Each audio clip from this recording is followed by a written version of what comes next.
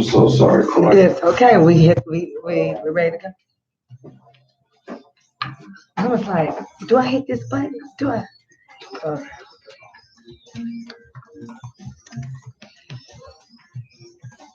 This is good. we're good.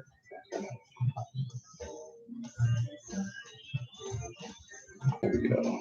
3, 2, oh. You have play the trumpet.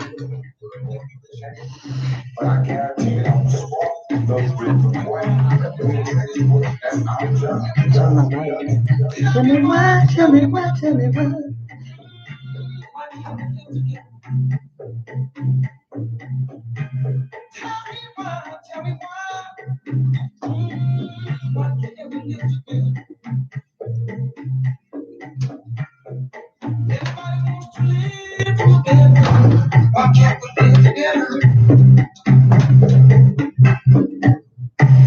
Hello, all you melanated beauties, sun kissed by God's lips. This is Corey. I'm super proud of you. Why is this always jacked up? What's wrong with it?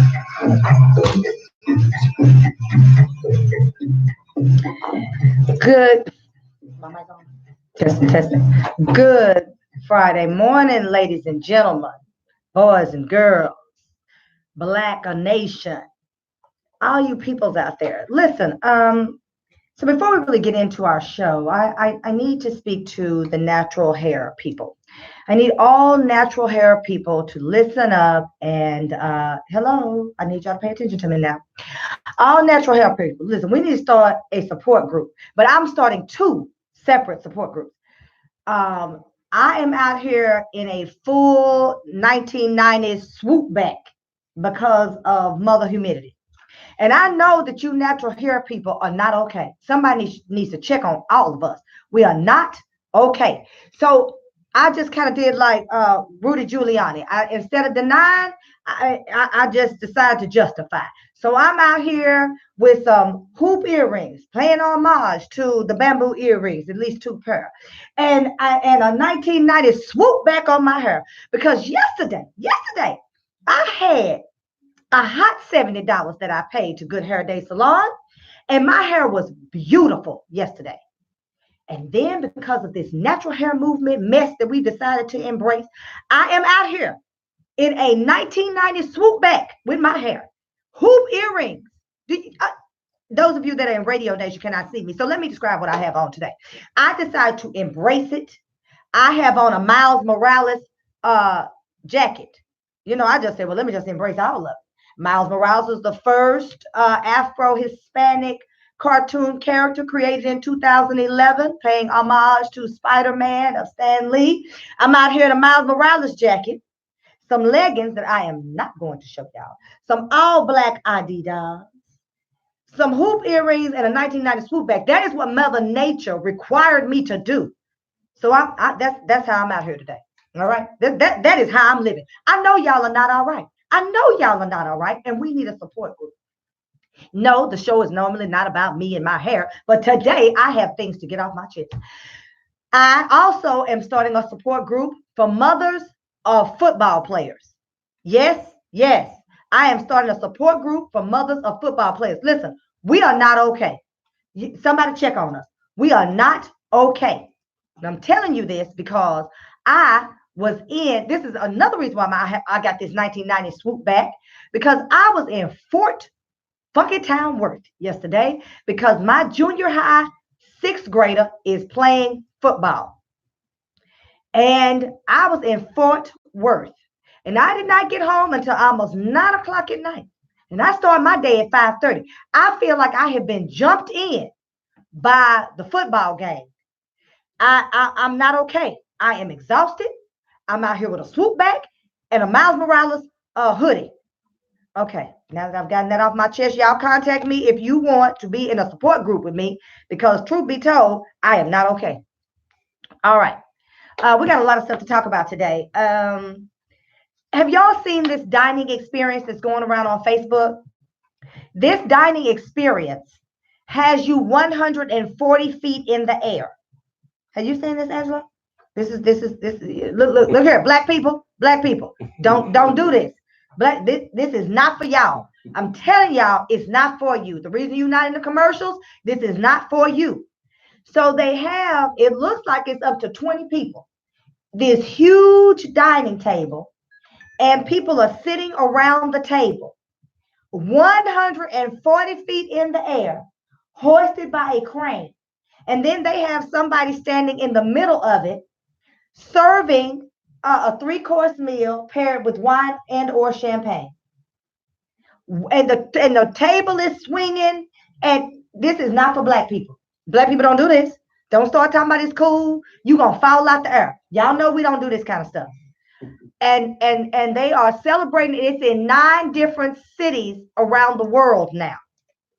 And look, this is a problem because they are telling you to do these ridiculous things. Take your life in your hand so that you can say you're doing something special.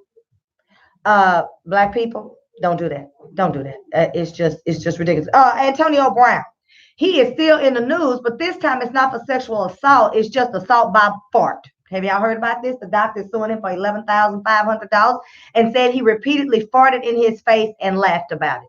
I don't understand why the man just didn't move his face.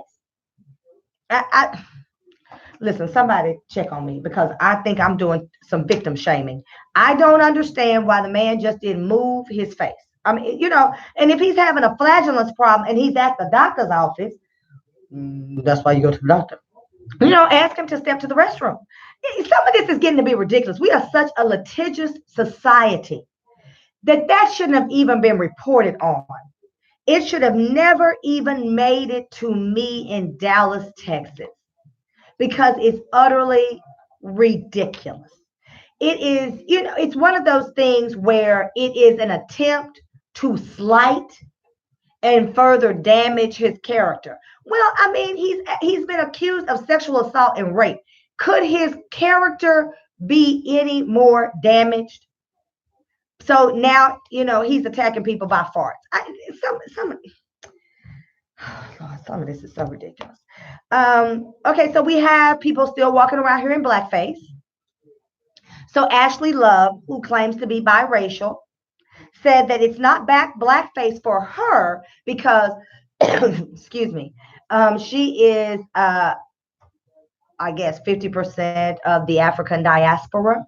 And so it's okay for her to be in blackface. White America, mixed up America, half-breeds, zebras, whatever you want to call them. Listen up. Now that I have your attention, it is not okay to darken your body, face, or image in celebration of black people. That is not okay. Somebody need to check on you before you get jumped. That is not okay. You need not do that.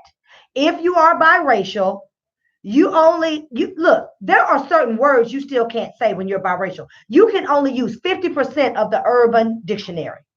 Somebody needs to get y'all straight. Ashley Love showed herself, her actual image, and then she tweeted herself in, because of Kim Kardashian, they made them box braids, but in braids, and she had completely darkened her body and her image, even her scalp. She did not look good, and it was offensive. That's not okay. So then you have the Canadian Prime Minister, who is now admitting he does not know how many times he appeared in blackface. Oh, Lord, child. He thinks by telling the truth that we will acknowledge him in his truth and forgive him. We are a forgiving people. We are not stupid.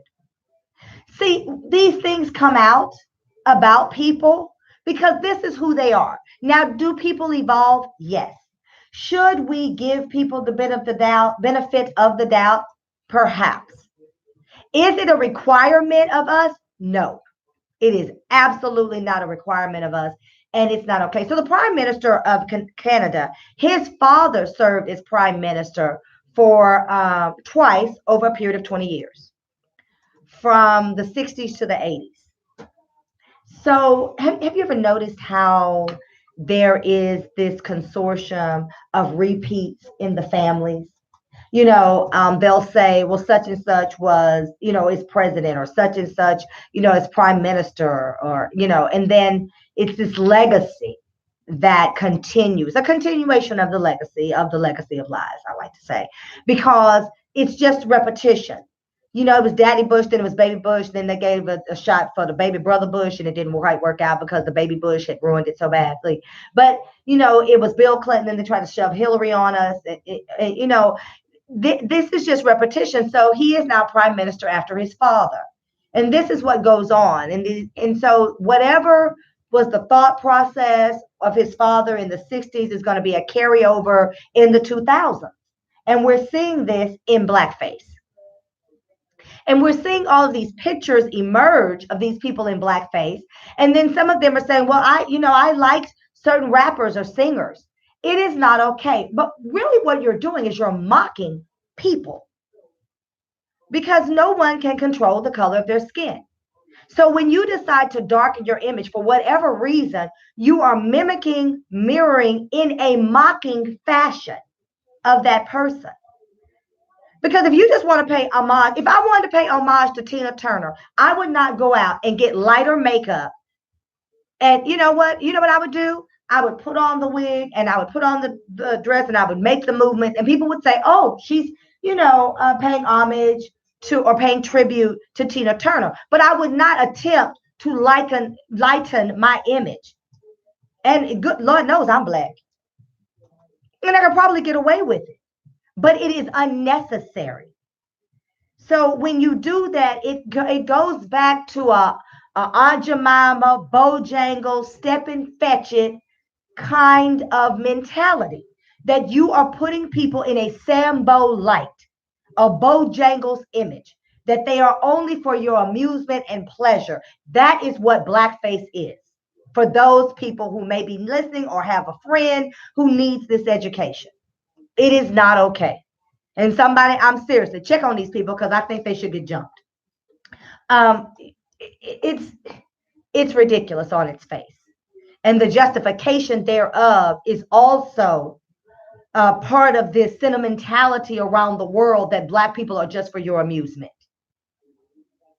So you can't say I'm a good person and I did this. Now, I go back. Can people evolve? Can they grow? Yes. We have Klansmen that are reformed and go out and marry Black women. Child. So they can't do it either. I just think that there is some ridiculousness that's going on that needs to stop, and it can't be tolerated. And I think that people are so ignorant to the history that surrounds the imagery that we have had to tolerate. If you look at Step and Fetch It that I mentioned before, he was symbolic for attributing the stereotype of Black people being lazy, shiftless, not knowing how to do anything, dumb. Now, he was not the catalyst for that. He was the cinematic imagery of those stereotypes. And many of the stereotypes that we bear today came from the cinematic imagery of Step and Fetch It. However, when you dig a little deeper, you realize that Step and Fetch It as a character may have amassed the man a fortune that he then paid forward. So when we look at Black entrepreneurship from the early days, he would have played a significant role in earning a mass fortune, especially for people of color and African Americans in particular. But then what did he do with the money that he made? He was a huge philanthropist and really poured into Black African American endeavors.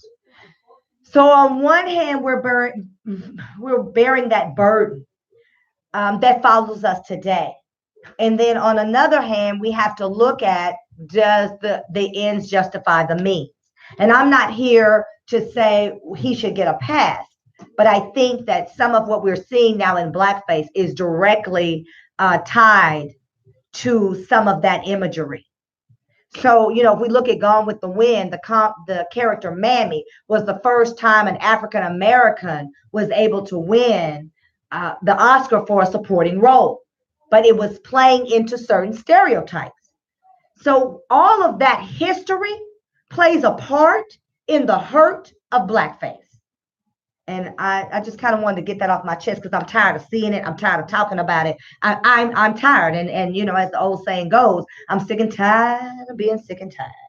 All right, today we got a good show. We're going to talk about Tekashi 6ix9ine. I don't know all the stuff about Tekashi 6ix9ine other than he probably gonna get the dildo of the day or what, baby. He done told on everybody. Let's talk about that. Let's talk about Trump. I want to spend some time with Trump. I'm gonna talk about the Amber Geiger trial that's coming up next week. What we're doing here in Dallas. Amber Geiger murdered Botham Jean in his home. I always say in his drawers, no less, while he was trying to watch the football game. We're getting into that trial. I plan to be there on Monday, sitting in the gallery. We want to talk about. Let's also talk about Houston. And Houston HISD is continuing to fail the parents, the students, and the faculty and the staff. All right, this is Coy. I'm gonna take a quick break. If you're on Facebook, we'll keep the mic live, but you won't hear any music. Go over to YouTube and you can hear what we're saying.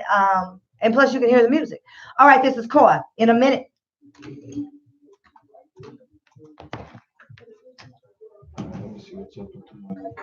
People can't hear me. No, you're good. Somebody sent me a text. Somebody might wear or something. Child, why y'all texting me? I don't know what y'all talking about.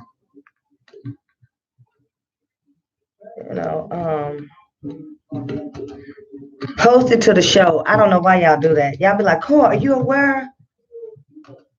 Talk right here for me. Testing. 1, 2, 3. There we go. Is that comfortable for you, or where would you? No, that's good. That's good. Ooh. Okay, you want to know that? Down. All right. Hello. There we go. Is it you I'm looking? Y'all didn't know I can sing. I can't. I'm just playing. So somebody just sent me that there's a town hall at Paul Quinn on Sunday. Let me give y'all this date. Thursday with the president to address concerns at 7:00. Y'all, they want to play this show don't have no juice. I ain't saying it does. I'm just saying all of a sudden now we got town hall. Thank you, person that sent that to me. I appreciate you. Thank you. Y'all know how I feel about Paul Quinn. It was a great institution at one time. It was a place that I wasn't necessarily going to Paul. I think Paul Quinn was a haven for people that were come from somewhere else. Prairie View was my school. After my mom wouldn't let me go to Howard. And so, but what we got from that was extraordinary. The people that went to Paul Quinn were able to really, because it's a teaching preaching school. So you either a preacher or the Bishop Five. I think one time I called it Fab Five, but that's what was in my mind. It's called the Bishop Five, and there are 5 pastors from Bishop College that is no longer went bankrupt because people were stealing, because black folks were stealing the money. But there are 5 super pastors in the United States. My cousin Freddie Haynes being one of them, that really have moved forward politically and from a religious standpoint where we need to be. And so because of that, there is this notion that, Paul Quinn played into that Bishop College kind of mentality. And you get a chance to become extraordinary as a teacher or a preacher. Now they have other disciplines there, but in my humble opinion, they're antiquated and they need more and they should have more. And I think it's really ridiculous. And I've been speaking out about it. So if you want to know about Paul Quinn, Thursday at 7, there's a town hall and I'm definitely going to that. And even though my son I'll be a little late. My son plays football. I told y'all I'm not all right because of the football, but checking that out. So let me know if y'all got something on your mind, because we certainly need to talk about it. 20 seconds.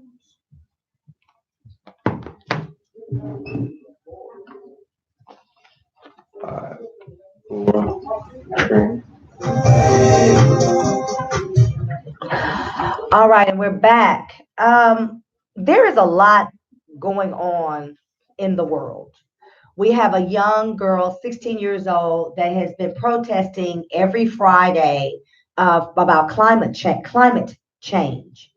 And this young girl has inspired the world. And she is inspired so many people that now every Friday, and so there has been this movement to get people, the students in the school, to be able to take off on Friday. And they're saying, no, we're going to take off every Friday and we're going to protest in front of the UN. And this young girl is doing that. Climate change for the Republican Party is starting to become for real. For some members who have a fully functioning, fully developed brain. That's not all of them in the Republican Party. And there are some dummies in the Democratic Party. So let me be fair in my offensiveness. However, climate change, the heating up of the world, cooling down of the world has had this history since the beginning of the world and the documentation thereof. So you can find out that, like in 1846, it was hotter than it was on a particular day, and they keep those records. And so some of that has gone on. There is manipulation of the weather. There was a YouTube video several years ago where they were saying you got to stop trying to control, and it was to help farmers control droughts at one time. I'm not sure if that's what's going on now, and I haven't researched it in a while, and I think I need to spend some time there. Because all of it is not Mother Nature or happenstance. Some of it is people playing with certain things that, you could see the cloud where they spray, and they call it chemtrails, and it affects the weather. Some of that actually is real. So Houston ISD. I said, Houston, baby, we got a problem. I don't understand. Houston leadership. Oh my. Why are these babies swimming in the school and there's no swimming team? So in Durham, so if you know anything about Houston, Texas, right there, right close to 43rd and Shepherd, there's a little elementary school, Durham Elementary School. So they had to line up basically little bleachers along the sides of the lockers so that the little babies, so y'all know elementary school is kindergarten through 5th or 6th grade. So they lined them up and had the babies walking on the benches because nobody in Houston had sense enough to know, Houston leadership, ISD leadership, had sense enough to know that it was the propensity for it to flood, the potential, the possibility, the probability of it to flood in Houston schools was very high. Lord, how many times do these babies have to stay at these schools? So do y'all remember during Hurricane Harvey where the children and the teachers, the faculty and the staff had to spend the night in the schools because they did not close school? And because they did not close school, the babies had to stay in the school. Spent the night. Not just one night.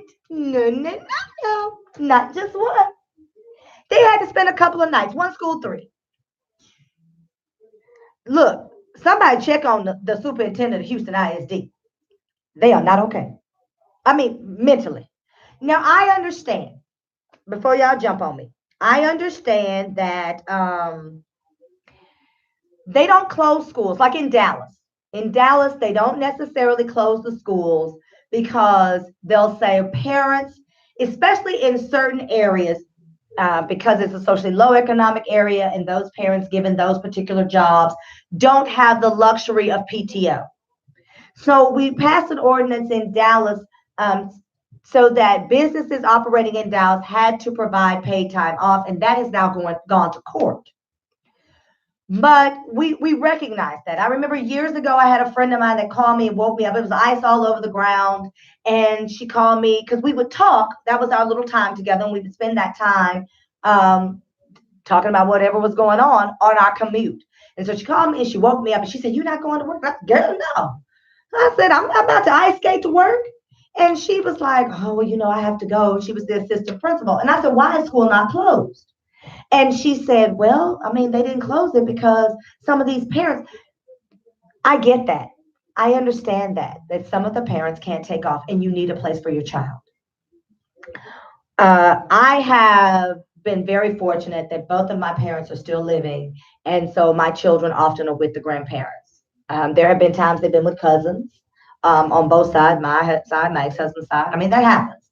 And I understand that, especially if you're a transplant, you may not have that. But don't you have a neighbor? You don't have any family members. You don't have anyone that you can entrust your child to.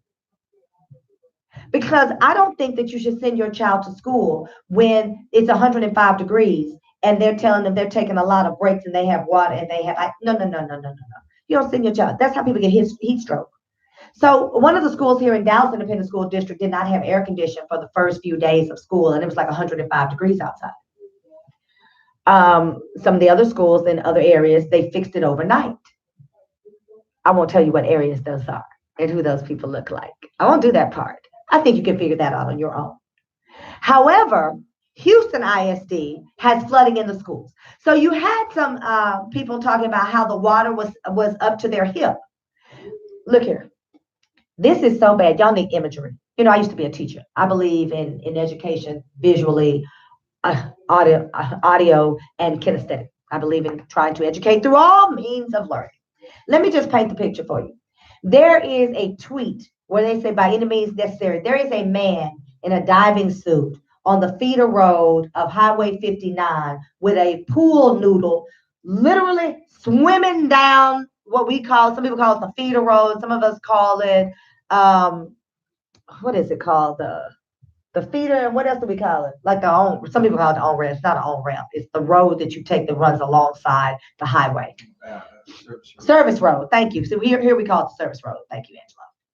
And so he was literally swimming. I think that's ridiculous. You know how disgusting that was? It was probably cars. It was nasty. But it's also nasty to have children in that water in the schools. Do you know that you take in things through your feet?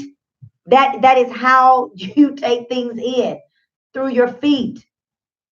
This is not okay. I don't understand why Houston can't do any better. Somebody, y'all check on the people in Houston. They are not okay. I could talk for miles and miles about that. You know that it floods. You know that it has the propensity to flood. You have a track record of flooding. Not in all areas. Houston proper typically doesn't flood. However, the surrounding areas, they have been completely submerged in water, and this is not the first time. So this is not catching you off guard. So why are you not closing school? Because even as a parent, if I'm not able to take off work and I drop my kid off at school, I also want to have the benefit of picking my child up, and you can't do that either. This is a health and safety concern. I don't understand. My dad used to say, if you don't understand, if you understand there's something wrong with you, well, clearly there's nothing wrong with me. I do not understand. All right. Listen, I do not know what is going on with Tekashi 6ix9ine. I don't have a clue. I don't understand it. All I know is he is snitching on everybody. Baby, look here. The Hamburglar is in trouble. Ronald McDonald is in trouble. Barney, if they gonna come pick him up too. Tekashi 6ix9ine, what was his name? Horn leg, chicken leg. Everybody is in trouble. He has said that Jim Jones. I didn't even know people were still talking about Jim Jones. I didn't even know he was a thing. Who knew? They're saying that Jim Jones is a 6ix9ine Trey gang member. I looked that up. I didn't even know what that was. And they're also saying that Cardi B, she is a blood gang member. Who knew? So he is snitching on everybody. You look here. You might be in trouble. You might need to check yourself out. He is told on everybody. And he's talking about how the 6ix9ine Trey kidnapped him. Jim Jones is on wiretap telling people to violate him while he's locked up. Now that would make me tick. If you were telling people to do something to my backside that was unchristian, I would probably tell it too. But I don't even know why these people are relevant. I mean, why are y'all concerned about somebody who's tattooing over their eye and face? I mean, what have we come to? Why are we even talking about these people? Especially Jim Jones. Like when they said Jim Jones, I was like, who is he? I thought they were talking about the cult man that killed all those people. Like, did y'all realize he named himself after Jim Jones, the cult man that killed all those people? Like, why are we even talking about these people? Why? Okay. Y'all continue to send me things about Jim Jones and Tekashi 6ix9ine. Thank you. This has been your public service announcement of who gives a damn. Listen. Okay, let me say this. There is a lot going on in the world, a lot, with these presidential debates. I've talked about it. You all have listened. You all have shared with me your thoughts. There is a lot going on. We'll talk about some things going on with this whistleblowing thing with Trump later in the show. But there are several presidential forums. Did y'all know that? Did y'all know there are several forums? Well, one of the forums that everyone is very excited about now is this LGBTQ forum, where there's going to be the first transgender to host it. Now, these are my thoughts, and I'm probably going to get in trouble. It won't be the first time, Lord knows.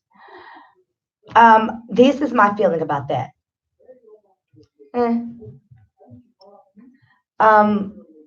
I believe that people have a right to live their life the way they want to, but I don't think I need to participate. I think you have a right to love who you want to love. I think you have a right to identify the way you want to identify. I think that's great and it's perfect. But I don't need to participate. I don't need to be a part of that. So let me tell you where I am. When we start to talk about the presidential forums, we are not factored into the equation as the African American community. When you tell me that there's going to be a presidential forum and that candidates are going to show up at Friendship West or Bethel Institutional Baptist Church in Jacksonville, Florida, or Pastor Rudy's church in Houston, then yes, I'm interested, because the Black agenda is on the agenda. Beyond that, I'm like, because what we have learned, and I talked about this when we were having all the gay parades through the United States, we learned that there is a bifurcated agenda even within the alphabet of identification. I didn't know it because I'm not part of that community. I certainly don't think that community needs to be snubbed, mistreated, it talked about. I've said often, I don't think that gay or lesbian couples who adopt a child, that when the adopted parent dies, that child should be snatched out of the home and placed in foster care. Like, that is ridiculous to me. But again, that's not part of my struggle. And I think that where we are, when we're trying to get all of our agendas on the ballot, we're not taken into consideration. We are given the opportunity to fight all of these battles on all of these fronts, become victorious, allow other people to benefit from our blood, sweat, and tears, and nobody rallies with us. Nobody is out here with us saying, you know what? African Americans helped pass civil rights of 1964 and 1965. The Black America has assisted us in renaming streets and being able to get Confederate monuments shut down. And there's a whole movement of making sure that the Hispanic community or the Mexican American community has an opportunity. That's based on us. And I'm not saying they wasn't fighting their fights before us. I'm certainly not saying that. I'm not saying that they don't need to reap the benefits, because many Mexicans, many Hispanic Americans were in the fight with us because they saw that there was an alignment of agendas. So I'm not saying that we did it by ourselves. That would be a lie. And I'm not going to lie to you. I care too much about you babies to do that. What I am saying is, who's in the fight with us? You know what? The first transgender to host the LGBTQ for presidential forum? A black transgender. Yes. Yes. She is black. Yeah. I don't understand why we all up in arms. I have seen y'all's posts. Yes, come through. You go, girl. The hell is wrong with y'all? We need somebody in this fight with us. We need somebody to say something before us, about us. You know, I'm not saying that there's not cause for celebration every now and then. What I am saying is that when Elizabeth Warren and my friend Jane posted this, Elizabeth Warren, a lot of people are starting to gravitate towards Elizabeth Warren. Y'all liking her and stuff. Y'all liking Biden. Y'all, black folks. Biden rolled with Obama. I'm going to vote for Obama. Baby, Obama didn't do nothing for black folks.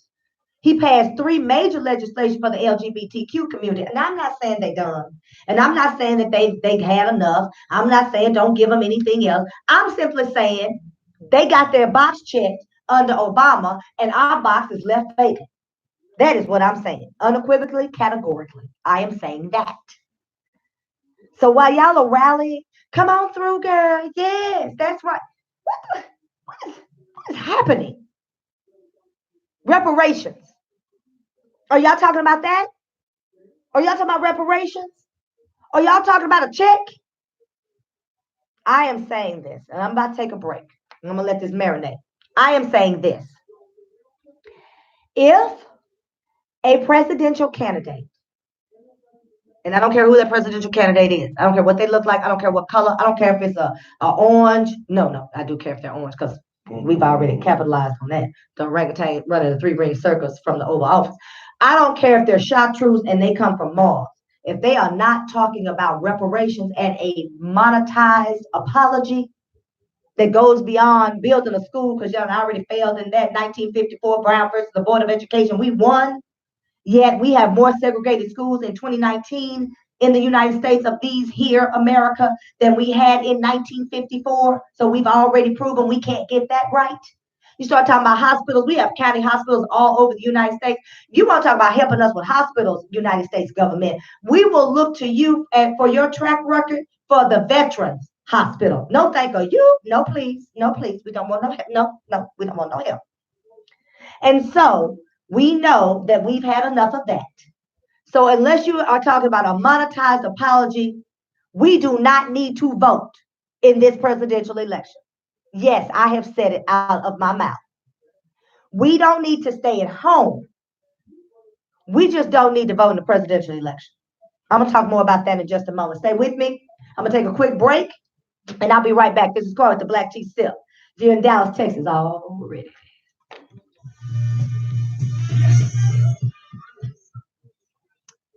Hey, Ronald Harrison in Afghanistan. Thank you for tuning in. I appreciate it. Tell your friends.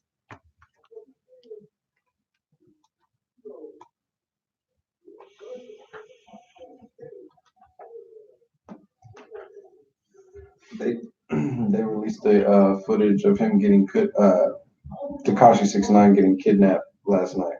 Oh, did they? Yeah, it's hilarious. I guess it's not, but no, it's pretty freaking hilarious. I don't even understand why this is relevant. Like, people were going on, and I'm like, he's snitching on everybody. Yeah. So see, these gangster rappers, I'm telling you, there are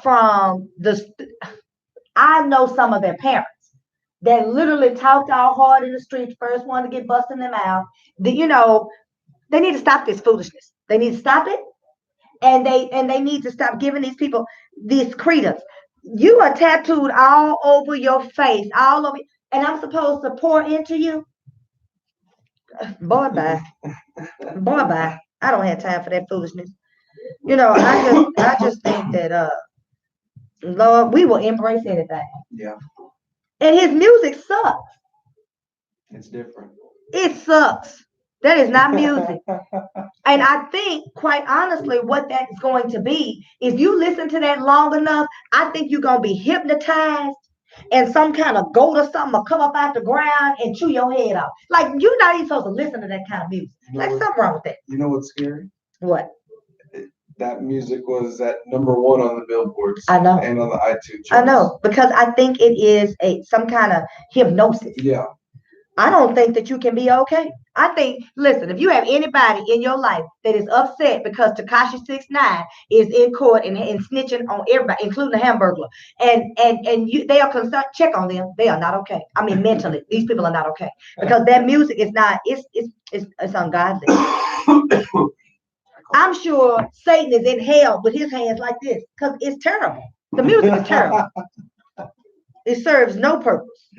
I don't understand why we are even concerned with this foolishness. Y'all stop sending me messages, DMing me and texting me. I can't look at that and do this show. Look, I'm good. I'm real good on so many levels. I can't do all of that though. I mean, I've been known to pull a rabbit out of my hat from time to time, but I'm no magician. Y'all stop doing that. Hit me on Facebook or YouTube or something, because I can't. Look. I already told you I started the show saying I've been jumped in by the football moms, and I'm not okay. I can't do all that. And let me tell you about this football mess. This football mess is a mess. They mad because I won't work the concession stand. Well, I can't work the concession stand because, see, they want the JV moms to work the varsity concession. Well, I get their parents, not just the moms. I get that. It's okay. However, my third grader plays football and they play during halftime. Mm-hmm. So I got to come, I got to get him situated. Then, and my ex-husband, he participates, but I cannot do all of that. I'm like, so now they mad at me. Child, they kiss my ass and get glad. All right, here we go. So crazy in love. All right, so I ended my rant. I'm already on my soapbox, y'all, about telling y'all staying home. My friend Jane and some others, they are going to be livid. They are going to be so upset with me that I'm saying don't vote in this presidential election. The African American community is the largest voting minority in the United States. The largest. Second to no one. No other minority in the United States. The Hispanic community in 2044 will be the largest minority in the United States, pushing the majority, the Caucasian nation, down, and the Hispanics will rise. Now, you got to be a special kind of fool. You got to be the dumbest person God ever put skin on, not to see that we need to be partnering, okay? But the Hispanic community doesn't have our voting power. So they need us. And we need them in numbers. We need them rallying to our causes.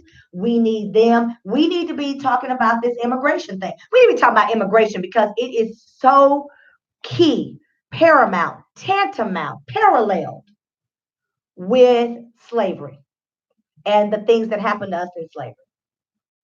But here's the real deal. The thing with deportation and immigration and how they're going in and taking them out, and I know a lot of Black people have mixed feelings. Not mixed feelings because we think it's right. Mixed feelings because this is what it boils down to. They have been telling us for so long that they are stealing our jobs. And so you start to feel some kind of way. I mean, let's just keep it 100, brothers and sisters. We're telling the truth here. There's truth out. And so you start to feel some kind of way. That is a little bit of a brainwashing, because what will ultimately end up happening is they will replace the lower wage earners with some other people. And that's not going to look like you and me. What we need to do is rally with the Hispanic community, because they have the numbers and we have the voting power, to improve conditions so that pay is equalized, and then make sure that we are being counted in those numbers of jobs. Because the truth of the matter is, and I got my friend Corey looking, here's the truth about it. Once they can no longer get those low wage earners and they're deporting them, then those jobs go elsewhere, either through automation. We've already seen that. Or they just pick up the plant and set it over somewhere in India, where somebody calling you saying that his name is Tom and he can barely say Tom. And I'm saying that not to be unkind, but I am saying that part of a huge portion of the Black market that we experience a lot of identity theft does come from India. That's a fact. That's not me being unkind. So we need to find a way to rally together, but they have brainwashed us in such a way that we do not work together in tandem. There is no concert of our efforts. And so, in part of that is because they allow Hispanic communities come into the United States from other places and check the box for Caucasian and Hispanic. We don't get to pick. That's why you see Black, not Hispanic, or Black and Hispanic. So that you can be Caucasian and be Hispanic, and then you do not rally, you are not aligned, you are not adjoined, if you will, with the Black American cause, which is a civil rights, a humanitarian cause. So if you see yourself in that light, and why wouldn't you come to this country? Wouldn't it be better to have the caucasity and to come to this country? But so that's how you rally. They're not a part of the immigration discussion. You will see them touting the whole thing about deportation, and they're on the Trump side. We have the voting power. We have been able to effectuate change through legislation. We, as the African American community, should be looking at ways to find an opportunity to support the causes that we think align with us in our efforts. Because the truth is, when the jobs go and this community is no longer who they hire, they're not going to necessarily hire people that look like me and you. They're going to ship those jobs off. You say, well, what about the jobs that can't be shipped off? Well, what job would that be, ladies and gentlemen, boys and girls? Because the largest pork manufacturer in the United States is China. It is a company in China. The man sold, such Caucasianness, he didn't even know who he was selling to. He sold it to a Chinese company for lots and lots and lots of money. He did not realize that that's a communist country because they keep us ignorant here. We don't do civics and understanding of the world and history anymore. We tell our children that slaves came here looking for work and were forcibly settled because we play with words. And so because he did that, and he was unbeknownst to him, he sold the largest pork manufacturer to China. So they ship it over there, and then they send it back over here, and you get an FDA stamp on it, and then y'all eat it. That's what happens. So I'm saying, I don't know what job that would be, that you would not be working for someone else. I just think that we need to take a really good look at what it means, the way that they're handling deportation. Now, that's not a Trump thing. Obama deported several people. I've talked about that before. And we've always done it. And should you be coming to this country illegally and being able to benefit? No, I don't think so. Should you be able to seek asylum in this country? Yes. I know if I was in a country and they were trying to steal my boys away from me and put the gun in their hand and use them as guerrillas and soldiers and that kind of thing, I'd do anything. I would do nothing less than moving heaven, hell, and anything in between to be able to get my children to a safer place. So there should be some asylum. Yes, people do come to this country and commit crime. But white folks do that too. They just come from other countries. I mean, I don't understand why we single out people of color unless you're a racist. And unless you believe that these people are, you are superior and they are less than because of the color of their skin or because of the language that they speak or the country that they come from. We've already heard Trump call them, blank hole nations, not just Africa. He's said it about several places. Okay. So I just think we need to be very realistic about what that means and what that looks like, and people not being able to seek asylum in this country. And so now people are being held at the border. We have agreement with other countries, Mexico in particular. Excuse me, Mexico in particular, where if you get to the Mexican border, you're held there where they go through asylum before you get to this country. You can't bypass Mexico and come straight to America to seek asylum. Did y'all know that? Can't do it anymore. What's happening in Mexico is people are being raped, killed, beaten, children are being kidnapped. Mexico is a scary place. Why do you think Mexicans come to America? It's a scary place. It's beautiful too. I mean, I love Mexico. I love it. I absolutely adore Mexico. I love everything about like if it's gonna sound terrible. I could eat Mexican food like every day. I love Mexico. I absolutely love it. My mom makes some fire enchiladas. I mean, like I kind of love. I love the culture, I love the people. You know, America's not much better. We mistreat the hell out of people too. And so now we find ourselves where we're watching people drown in the Brazos River trying to come to this country, trying to find a place to live and exist and survive, not necessarily thrive, just survive without worried about if someone's gonna kick your door in, beat you, kill you, rape you, steal your children. I mean, the horror of that. Those are the things we should be focusing on because there's a way to do it. We just choose to do it badly. I mean, it's something to be said for a nation that would allow people of the Caucasus Mountains to come to this country without any problems. Melania Trump. And then say that someone whose last name might be Hernandez should have a problem.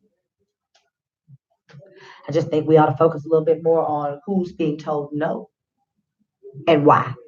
Okay, I'm off my soapbox about that. Kidjo, Kidjo, is an African activist, singer, actress, phenomenal African woman. She just played tribute through her album to Celia Cruz. Y'all know who Celia Cruz is? Celia Cruz is like the godmother of salsa. When you say, oh, so why do I care? Well, let me tell you why.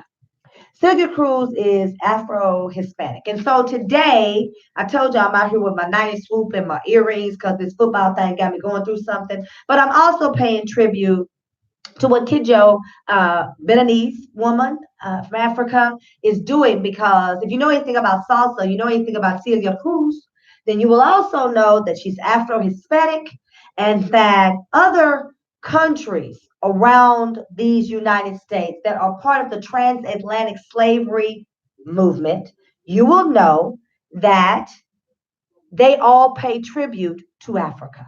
They all pay tribute to Africa. And so you can hear the beating of the African drums in Celia Cruz, the godmother of salsa's music.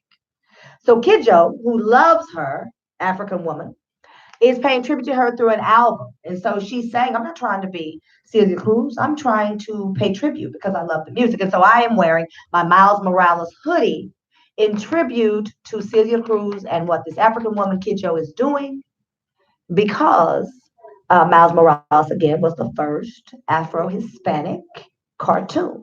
So y'all know I always tie it together for you. All right, I got to take a break. Stay with me. Some of y'all are just joining. 12 o'clock hour. I want to talk about this Trump thing. I want to talk about Trump with the Australian Prime Minister. I want to talk about Trump and this whistleblowing thing. I want to talk about Trump and the tariffs. I want to talk about Trump today. So 12 o'clock hour is dedicated to Trump. And then y'all hit me up. Tell me what you're thinking. Tell me what you've heard. Just tell me. All right, I'm going to take a quick break. I'll be right back. This is Corbett the Black Tea Sip. Grab your cup. I'm about to fill it up.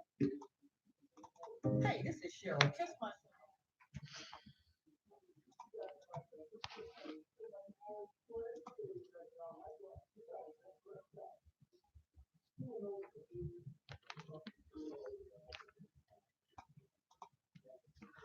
Ronald, are you stationed in Afghanistan? Are you in the military or are you there working? Like for Halliburton or somebody? What you doing in Afghanistan?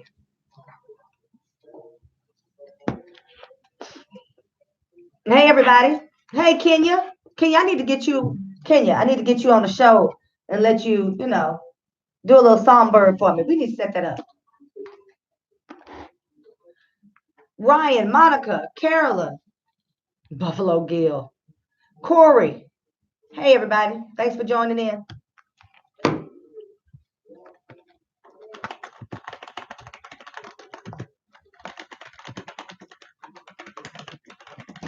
See, I can type. Oh, I couldn't type on that other one. Oh, there's a new keyboard? Yes, praise the Nice. Lord. Oh yeah, that one's Look, it's like, see, this was. That the I can't old type on that flat, one. I couldn't. I was always making mistakes. I had typos. The thick buttons Yeah, for keys. yeah. It was Trump done the donkey today. I mean, it's just it's a mess. He is going to literally, if everybody were to decide, all of our allies were to decide that we were of his opinion, we would be in World War III Oh, with most no definitely. allies. Yeah. With most no definitely. allies. He's something else. We bring some water. You want to get some water? Yes, ma'am. Okay. It's from the tap. Nope, that's all right. I'm trying to live through the day. Okay. So I don't drink tap water, y'all, because my aunt worked for the Dallas Water Utility all of her life after she graduated from college, and she would not drink tap water to save her life. And I won't drink tap water. Y'all know it's like certain small levels of poop in the tap water. I don't drink tap water. There's also fluoride in the tap water. Did I ever tell y'all that? That fluoride does not necessarily improve your teeth. If you put fluoride in a live stream, you can be fined and or imprisoned by the EPA. So why, it's a toxin. So why do they put it in your water? You should investigate that. Why is it in your toothpaste? I have 2 boys. They've never brushed their teeth. Well, you know what? I shouldn't say never. When they go to their dad's house, I don't know what they're doing over there. But I know that their father is fully aware that you don't need fluoride for your teeth to be healthy. And they don't have cavities. And they eat a gang of candy, much to my dismay. So you don't need the fluoride. So I don't drink tap water. Just FYI. Little coyism for you.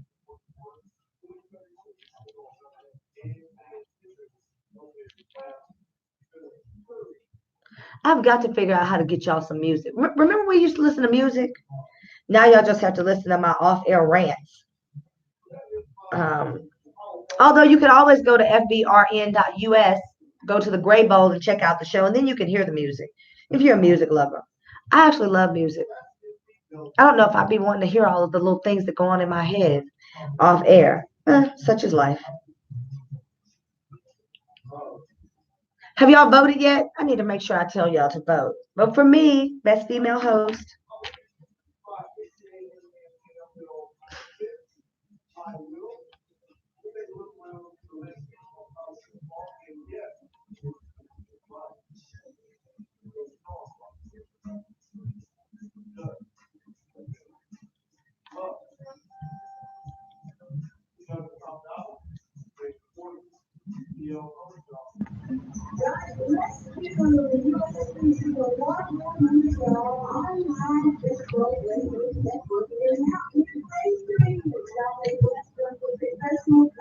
Oh, I need to remember to ask about that.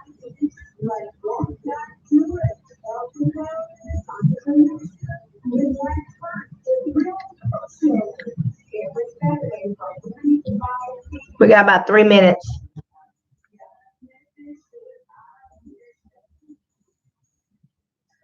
Y'all should ask me some questions about Trump. What do y'all want to talk about Trump?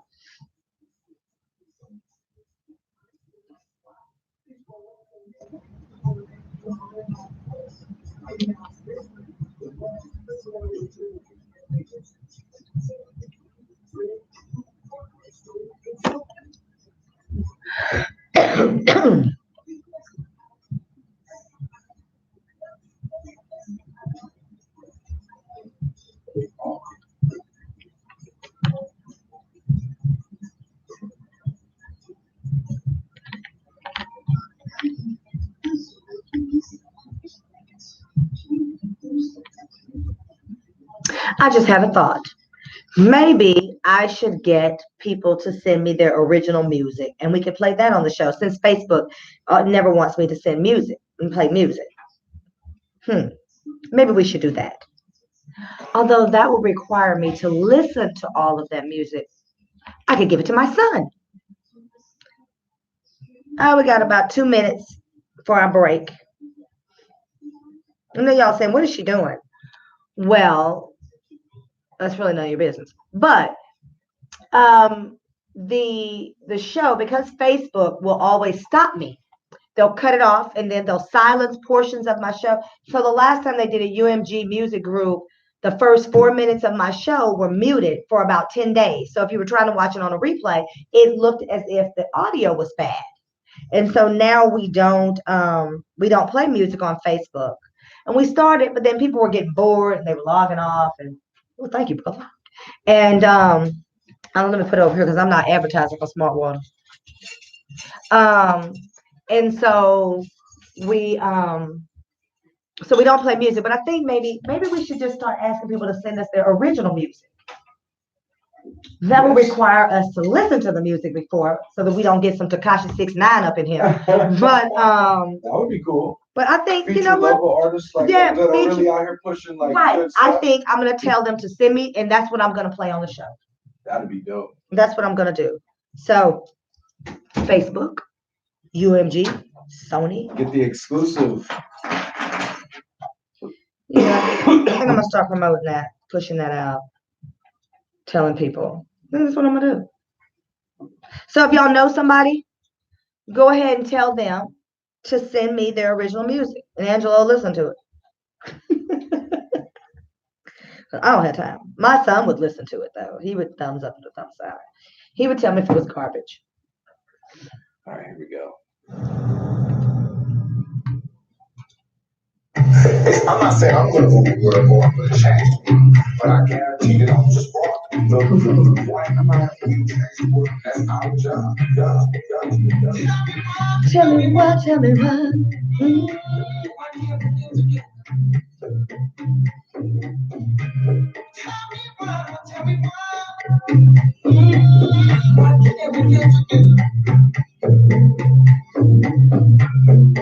Everybody wants to live together.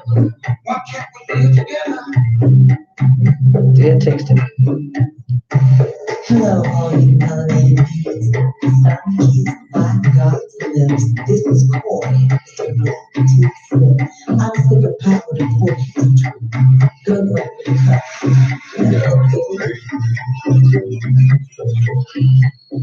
Okay, so I ended by saying I'm going to talk about Trump this hour. 12 o'clock hour, I really want to talk about Trump.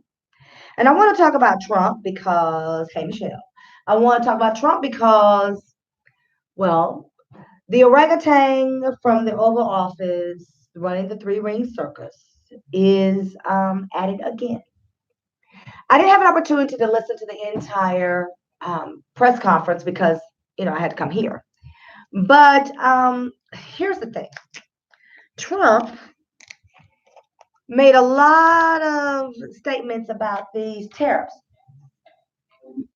And he started talking about the pressure that he's putting on Iran. So, we're in this huge dispute with Iran over nuclear weapons and trying to get their uranium. And now they're weaponizing the uranium. And before they were saying it was an energy source. Y'all remember all that?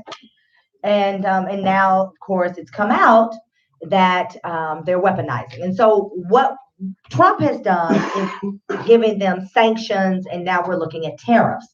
So remember several months ago when I started talking about tariffs, and I was talking about how the tariffs were affecting us in the United States. And I was talking about those tariffs affecting us because it was things that you would buy. Luggage, if you're going on a vacation and you need some new luggage. But it also affected things like Brussels sprouts, and walnuts and pecans. And, things that you wouldn't think about were affecting you. Well, then it went a step further and it started to affect steel and car makers. And a whole plant was shut down, Ford. Well, now you have tariffs on China. I don't really know how tariffs work in this regard because we as the United States, the wealthiest nation in the world, like when you say United States, they give you this imagery in your mind, like when you say United States of America, and then it says, oh, and the sun comes out and leprechauns show up with gold and they start handing it out to everybody. And like everybody gets a constitution signed by like, I don't know, George Washington. And like, so they make you think of these kinds of things when they say the United States of America. Oh, well, that ain't what it is. I mean, clearly. I mean, it's propaganda. And so that is how they use it. They use it as a term of strength and endurance and prosperity. That's not what it is. The United States of America owes everybody. We owe, listen to me, Mexico, we owe them money. Did y'all know that? We owe China money. We owe Japan money.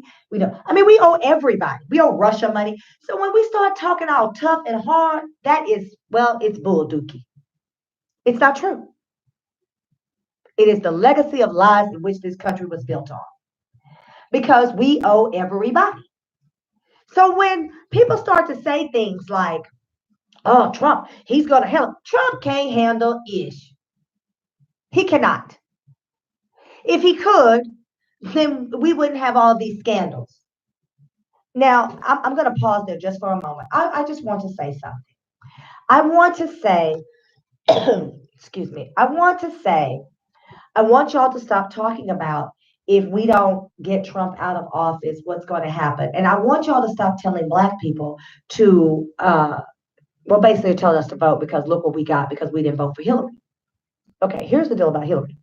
We didn't vote for Hillary because we didn't want Hillary. Yes, I'm going to say that again for the people in the cheap seats. We didn't vote for Hillary because we did not want her. And let's be real clear. Y'all are talking about Hillary this and Hillary that. Hillary couldn't keep hoes out the White House. How she going to keep terrorists out the country? I mean, she was not the great white hope. That's the truth. You know how many flus was in the White House? She couldn't even keep the hoes out the White House. She can't control her house. How she going to control the White House? So I don't want to hear any more about Hillary. We didn't vote for her because we did not like her. She said that our babies were predators. Remember? It was her husband that locked us up during the crack epidemic. Him and way to go, Joe, that y'all out here support because he was down with Obama. Okay, that's enough of that. So Trump, he has he's put sanctions on Iran, and now they've shut down the banks, and they're trying to control the flow of money. So the Central Bank of Iran, which is their main source of fluidity of money, has been shut down. Now, I don't really know what shut down means. Like, we don't trade in the dollar anymore for OPEC. So how oil is distributed throughout the world is determined by OPEC. We no longer trade in dollars. We trade now in euros. Did y'all know that? That's been going on for 3 years, I believe. Y'all check me on that. I'm not sure. It's not brand new. So I'm not sure what kind of control we have, but we do have a lot of power. So I don't want to say that we're minuscule in this great big world. That's not necessarily true, but I just don't know how we flex the way we say we flex. And I'm sure it's far more complicated than my pretty little head can understand, child. But I do read the tea leaves while I'm pouring and sipping this tea. And I'm not sure how it is that we do what we do. But anyway, we have sanctioned Iran, and we have now, and it's because of terrorism. They are saying that they are not assisting the world in clamping down, controlling, identifying terrorism. I do know that the sanctions that we have imposed on Iran and now the tariffs on Iran directly affect India. We put sanctions and tariffs on goods from China. That has affected India. Excuse me, I misspoke, not Iran, but a major source for India's energy comes from China. So they are now outsourcing and looking for other sources of energy because of the tariffs. So the tariffs actually impose a larger tax on imports. And so because of that, we are now seeing how the rest of the world is affected. We are also affected. So I'm not sure if the ends justifies the means. And Trump is out here, flexing. So he's currently with the Prime Minister of Australia. And Australia actually has a very good relationship with most countries in the world. So the same people that are our allies, or countries, I shouldn't just say people, countries are also Australia's allies. They actually have a really good working relationship with China. We don't have a bad relationship with China. We just don't have a good relationship with China because, and it's not necessarily because of Trump. I think we should be fair. But Trump has illuminated many of the problems that we have and highlighted how he's not very diplomatic. Let's use those words. And so, because of that, you have to ask yourself, are we operating in the best way long term? Is that the best way for us to operate? I do not know. What I can tell you is we are asking our allies to join us against China because of all of the intellectual property theft that goes on. Because they steal our stuff. But guess what? So does Russia. Wow. Who would have ever thought it? Russia does too. I mean, some of this is, oh Lord, I don't watch Fox because, my head will pop off my body and float up in the ether. But I can tell you that we do find ourselves in a bit of a quagmire because I'm connecting the dots and, there's not a free flow of connectivity. So now you have this whistleblower thing with Trump. So let's talk about whistleblowing just for a minute, okay? So whistleblowing. So here's an example. This is the best way I think I can explain it. So Anthony's telling me he doesn't believe we're operating our best interest. Well, I mean, it would take an intellectual to help us do that.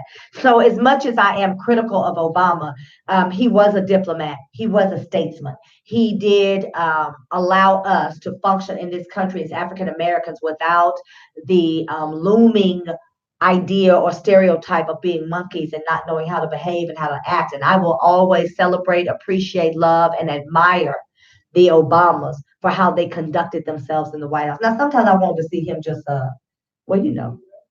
get let's use a little Will Smith term, get jiggy with it. However, sometimes I feel like he should have flexed and he didn't, but I also understand the stereotype being the angry black man was not going to carry. And what he did was he demonstrated that we were not animals. And I will always love and appreciate them for that. But Trump cannot operate in our best interest because that would take an intellectual. And this man has a vocabulary of 50 words. So there's that. However, when we're looking at, excuse me, when we're looking at what it takes for us to be okay in this country, what we also have to admit to ourselves is that there is a lot of things that go on, a lot of things that we're being told that are not honest, they're not truthful, they're not accurate. And in that same vein, we have Trump now who has a whistleblower case. So let's talk about whistleblowing just for a second. And I want to talk about that in a way that you may readily identify. So in healthcare, because y'all know that's my background.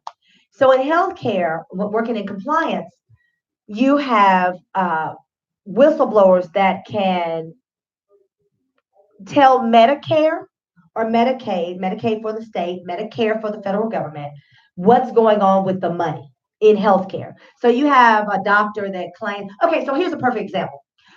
There was a place here in Dallas, Forest Park Medical Center. They had one in Dallas, they had one in Frisco. Frisco, Texas is where the Cowboys headquarters is. It's supposed to be a very affluent area. There's a bunch of people broke in Frisco trying to live a lie, but that's a talk show of a different day.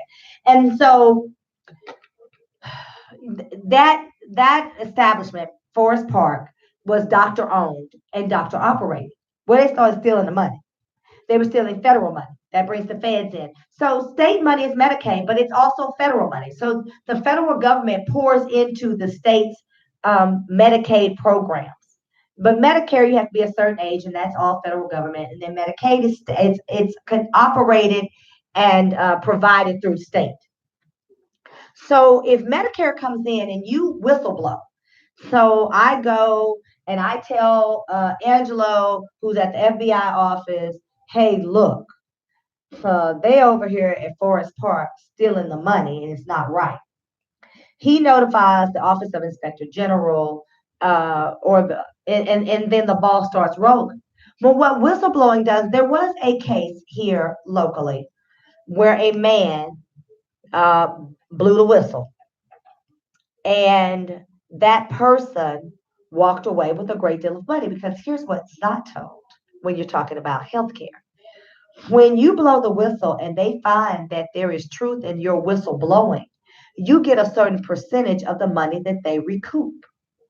So another gentleman blew the whistle many years ago, and they say he had enough money to buy his own island. He was never seen again. You know, it's kind of like a rumor within the healthcare community. No, but he did get a huge amount of money, because there were hundreds of millions of dollars being pilfered from the federal government, and he got a percentage. The percentage can be anywhere from 3% to, if you have the right negotiating power and they really need your information, I think it goes up to 11%. But y'all check me on that, because it's been a while since I even looked into that, because I'm not in compliance, healthcare compliance anymore. So with that being said, I want to give you an idea of how whistleblowing works. Remember with the tobacco thing, and they blew the whistle and said that they knew for many, many years that nicotine was addictive, and he said people tried to kill him and they were following them. There's a whole movie on it, and they blew the whistle. Well, that's where we are with Trump. Someone who is unidentified blew the whistle on Trump, stating that right after Mueller's testimony, well, I don't even know if we call it a testimony. I mean, I don't know what Mueller did. I mean, he was there. He showed up. You know how, like, you tell your friend, I don't know if I'm gonna go, I'm just gonna show my face. Here's what he did. He went to the party and he showed his face. Mueller didn't do anything for us that was gonna help us. He didn't do anything that gave the Democrats there was no substance, there was no meat, there was nothing to sink your teeth into. It was certainly nothing to do to impeach Trump. And so a day after the Mueller testimony, well, someone went to a particular office and they told, I'm gonna tell you what happens right after I take this quick break. Y'all stay with me. I'm gonna tell you, go get me a cup, I'm gonna fill it up, I'm gonna tell you what's going on in the United States government.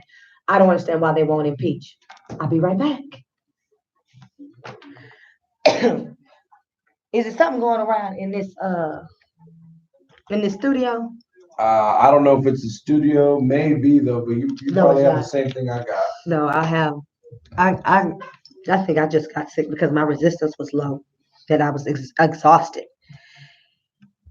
when I got this cough. I don't understand what's going on in the federal government. I don't understand why they want to impeach this man. None of it is making sense to me. It's all crazy. The people that are saying don't impeach, I feel like it's collusion on both. I just don't understand. I really don't understand.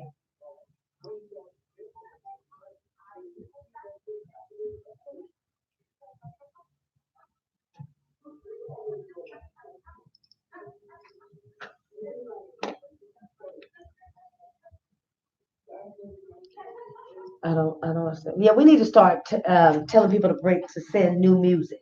You know, I mean, not more independent music, and we're gonna play that on the Right. show. Ed, call me back or call into the show. Ed Gray, Ed Gray of the Commish, my brother's show, just called me, but then he hung up. Call back. Oh, thanks, Ed. He said great show. People will text me and call me, and I'm like, I'm doing a show. I can't get out. Tell me on Facebook or YouTube. I want to know what you're saying. I don't know why y'all are out there so quiet. Y'all should tell me what's on your minds. You all are the kind of people that think about these things very intently. So I don't know why you're not communicating with me. Oh, did we get Simply Adore? Did we get their commercial done? Who recorded it? She recorded it and sent it in. I didn't get it. Okay. Who she emailed to? Well, I emailed the fish bar, but I could have sworn I put you on the email because she sent it a little while back. But then there was like some mix up with her payment and all of that. We need to get that done. Okay, she just needed music on it? Yeah. Okay, so it's just her voice. Okay, I can check that out here in a sec. Yeah. Simply Ardor. They're a new sponsor of the show. So I guess when I come back on, I'll talk about that. Yeah, when you come back on, and then I'll step out real quick, just check my email real quick and see. Probably pull it up and have it by the end of the show. She just wants Cherish the Day. Sade. Sade. Mhm. That's what she wants. Hey, Tammy Gam. Thank you, Shelly. Thank you, Pam. Tammy. I saw Pam. Hey, Pam. 30 seconds. Hey, YouTube.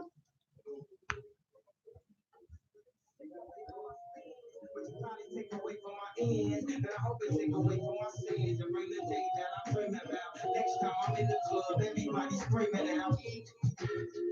God, show me Oh, Kanye. Okay, so I was telling you, Trump, there was a whistleblower. And the whistleblower complaint, they talked about Adam Schiff, who is a Democrat, was talking about it. So here's the deal. On July 25th, Trump calls the new Ukraine president. I started laughing, y'all. I said, Lord, Ukraine is just in trouble, just like the United States. So the new president is a comedian. We got a reality show host, and they got a comedian. Child. So he calls him, and they have this conversation. And the conversation, so this is how I hear it in my head. I mean, I'm not saying it went just like this. I'm just telling you this is how my mind works. And so I hear, you're beautiful. You're marvelous. You're spectacular. And I don't know how the man talking in Ukraine, but he's like, oh, thank you, ha ha ha, because he's a comedian, so he's probably goofy. And so he says, he's talking about the things that are going on in the United States, and Trump is, yeah, you're beautiful, you're marvelous, you're spectacular, because he don't have but 50 words. And so he's telling him that he really needs him, the Ukrainian president, to get some dirt to help him with his re-election. That is what he says. Yes, that's what he says. Now, back in May, Rudy Giuliani. Can we talk about why nobody talks about Rudy Giuliani being a gaffe machine? They just talk about Joe Biden. I mean, I just think we ought to talk about people fairly and don't discriminate. Anyway, so Rudy Giuliani had a trip planned to the Ukraine, and he canceled it. And he admitted that he was intended to apply pressure to its government to investigate Biden's son, Hunter Biden. So now listen to what I'm saying. Trump had Giuliani going to Ukraine to meet with Ukrainian leadership so that they would investigate Biden's son. That's treasonous. That's treason. When you invite another country to help you in search of the demise of a United States former senator, former vice president, that's treason. Okay, but I'm moving on. I mean, clearly that wasn't enough for the Democrats. And so he canceled this trip, right? Rudy Giuliani used to be the mayor of New York, and now it's supposed to be Trump's lawyer, one of his legal counsels. Oh my God. So he says, we want to put pressure on the Ukrainian government to look into Hunter, Joe Biden's son, because Joe Biden's son was working for a company in the Ukraine, a gas company. Now I told you they always connected. I started the show telling y'all they're all connected. So all the money is connected. And so they wanted to investigate. So now this is where they are. Giuliani, remember I started this show by saying the way I was looking today, I had to just pay homage to the 1990s because I could no longer deny I had to justify, just like Rudy Giuliani. So I'm taking a page out of his proverbial playbook. Hint, hint, wink, wink. So Rudy Giuliani recently says since this phone call has come out, well, we can investigate anyone we want to. No, you can't. That's treason. I mean, well, I guess you can, but you'll be committing treason. So now he's acknowledging that he had this trip planned, acknowledging that he canceled it, and saying that they, I can't even get it out. Now Giuliani is saying that he was not asking them to investigate as much as he was meddling in foreign affairs, but not insistent upon investigation through foreign entities. Okay. So I'm not sure how one doesn't beget the other based on what has been said previously, but okay. So now this has come to light. So Mueller gave us nothing. And Giuliani is basically, baby, whenever CNN or MSNBC or whoever, even Fox, I don't really watch Fox because, they give me a headache. But when they start talking, just go grab your cup. They are going to fill it up. You don't just have to wait a little on me. So with that being said, I can't even, like my mind, I can't even get my thoughts together because the truth of the matter is Nixon. Nixon is the only president who was truly going to be impeached because there was no way that the Republicans were not going to have to. Well, how the Congress would have initiated, but the Senate would have had to effectuate an impeachment based on Watergate. So y'all remember history, the Watergate. So Nixon was fully aware that people who were aligned with him, his supporters, and his campaign broke into the Democratic National Convention and stole files. And so there was this whole thing about Deep Throat and getting the reporters involved. And so Nixon resigned prior to being impeached. If I'm not mistaken, there was another president earlier in history that actually was impeached that they don't talk about. But I'm thinking he was a Democrat. So before I speak on that, I have a name in my head, but I don't want to be wrong. And you know how y'all do me if I'm wrong. So with that being said, Nixon bowed out gracefully. Well, Trump has doubled down. I don't know if Trump doesn't have the common sense or the intellect to know that he's in trouble, but this is where we are. So I'm thinking this is going to give the Democratic Party the teeth that they need to start impeachment. So Nancy Pelosi, what is wrong with Nancy Pelosi? Why she can't never get her words out? Like, why does she do that? Ma'am, what? Like, I find myself like bobbing my head vigorously, like trying to help her. Like, I'm literally looking in her mouth in the camera, trying to extrapolate whatever it is she's trying to say. Like, baby, get all this together before they shove this back in your head. She always seems so very nervous, like she can't talk, like she doesn't know what she wants to say. I don't know. Anyway, so I digress. So Nancy Pelosi continues to say that impeachment is going to further divide the country. I don't know how that's humanly possible, but okay, let's say she's not wrong. But now what you have is a whistleblower. So here's the thing. The whistleblower went to the Department of Justice and said, this is serious, it's urgent, it involves national security, and it is a credible threat to the integrity of the election and the election process in the United States. Now, mind you, the phone call with the Ukraine president, I told y'all, came right after Mueller got up there and did a nothing. I mean, that's all you can call it. He did a nothing. He just, he showed his face at the party. He didn't dance. He didn't get anything to drink. He didn't fix a plate. He didn't do anything. He just showed up. He showed his face. So here's the deal.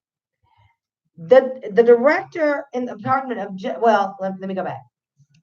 The OIG then gets this whistleblower complaint. They decide it is credible, it's urgent. They have 14 days to send it to the Director of National Intelligence. After that, it's 7 days and it goes to Congress. Now, these are the timelines. I misspoke. The Department of Justice is holding it up.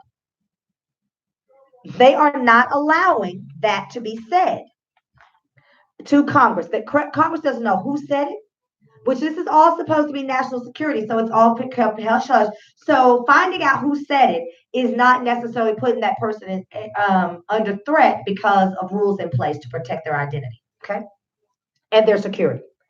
They don't know who said it. They don't even know what race it is. They don't know what gender. They don't know what it is. They just know it's a credible threat that threatens our national security. That's all they know. They don't know the details. They don't have any information. That is not how this thing works. But because Trump controls the Department of Justice by William Barr, who is the Attorney General for the United States of America. So we, as Congress, being the majority in Congress, the Democrats, have no power. So now it's looking like it's about to go to court. So let's talk about court. Let's talk about court and let's talk about Trump. Y'all give me a second. I gotta get some water because I'm coughing all in your ear and your face and things. I'm sorry. So right now there is a court case to get Trump's taxes. So you say, okay, why is that important? So Trump has stalled, and the IRS is not turning over the taxes. Now we supposedly won in court, but now they're still not turning them over. So we're back in court, as I understand it, about these taxes. Y'all correct me if I'm wrong, and I know you will. The taxes are to look at monies paid out, expenditures, because it is believed that Trump has lied on his taxes, personal and business. We already know about the Stormy Daniels thing that he paid her so that she would not come out during the campaign. That's a campaign violation. We had Cohen telling us that because he got up there like Tekashi 6ix9ine and to the Judicial Committee in the hearings and said Trump is a liar, he's a racist. I mean, baby, he told on everybody but the Hamburglar. Tekashi told on everybody, including the Hamburglar. So you had him talking about Trump knew it. He actually paid her. It was hush money. It was keep it quiet because of the campaign. All of that came out. Okay, so now they're looking at his finances. So remember when I was telling y'all before about the Deutsche Bank and how the Deutsche Bank actually loans money to B clients or B consumers who have B credit. So Trump falls under the B credit consumers. Don't y'all remember me telling y'all? I pulled his teeth. Y'all don't remember? So going back, you had companies like Bank of America, Lehman Brothers before the crash, these big banks. Trump always files bankruptcy. He never pays anybody. And he kind of like legally steals the money through bankruptcy. So he could no longer get loans from from a big bank, a huge bank like Bank of America. Remember, Bank of America was too big to fail under Obama's administration? So, and they let Lehman Brothers just fall by the wayside. I always think about Lehman Brothers. I'm like, can you believe that JP Morgan Chase got bigger? Bank of America got bigger. Can you believe that? But Lehman Brothers, who was a big player in it, they were like, boy, bye. Assalamu alaikum, alaikum assalam. So they fell. Boom, bam, crashed. So he couldn't get loans from banks like that. Well, with that being said, Deutsche Bank, who was in Germany, who wanted to be a global player, put a branch in New York and loaned money to people like Trump who had B credit. Now, y'all remember the whole bank thing collapsed because they were giving subprime loans, basically loans to people who really shouldn't have had the loans, really didn't qualify, people who had B credit. And the subprime loans, they were just giving them black people. Even if you had A1 credit, they still gave you a subprime loan. But that's a talk show for a different day. So Trump is basically black when it comes to his credit.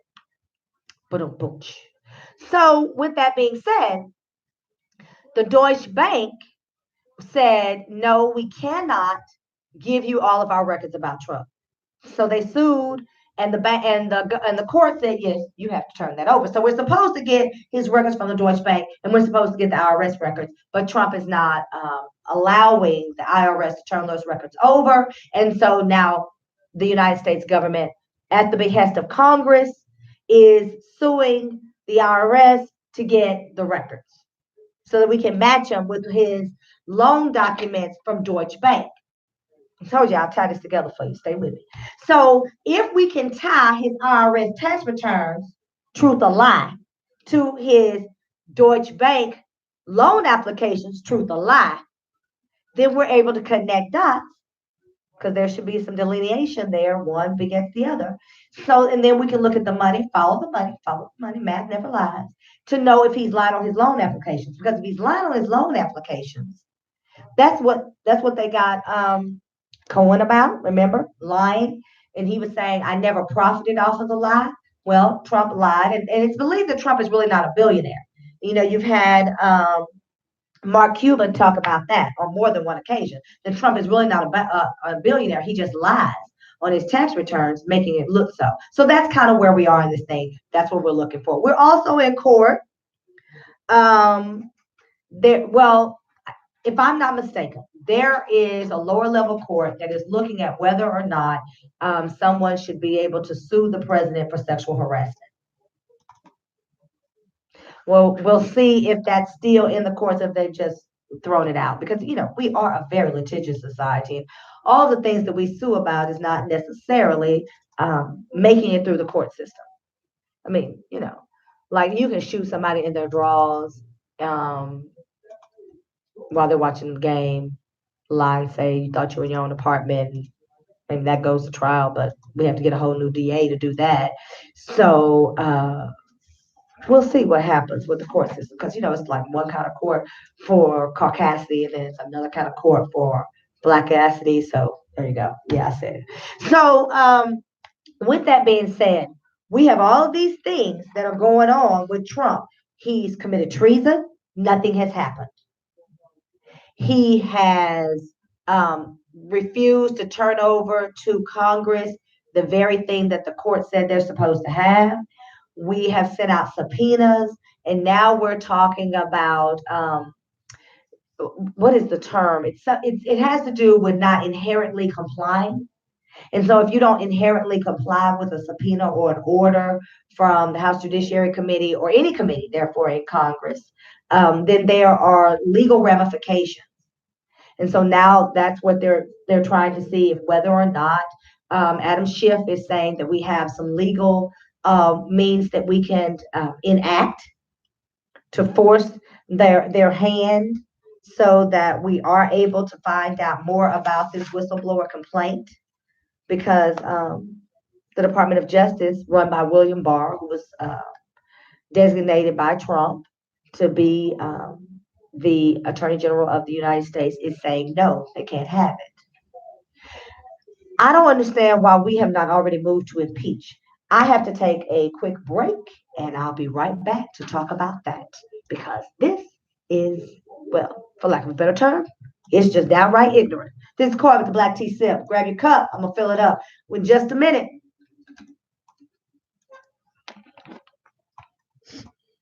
And yeah, I got that commercial. The Simply Adore. Okay. Okay, we need to run it instead of that. Okay.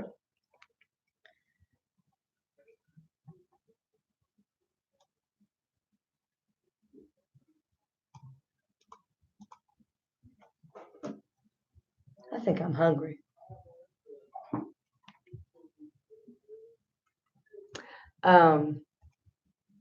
It's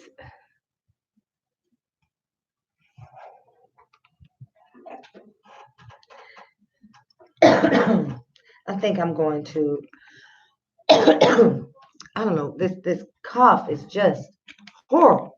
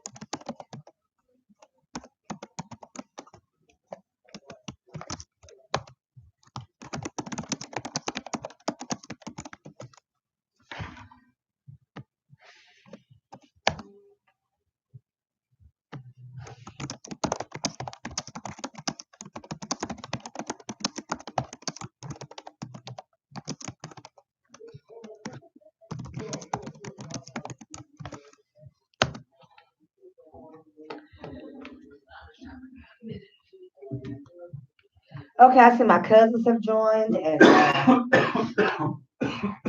I know, it's like this coughing.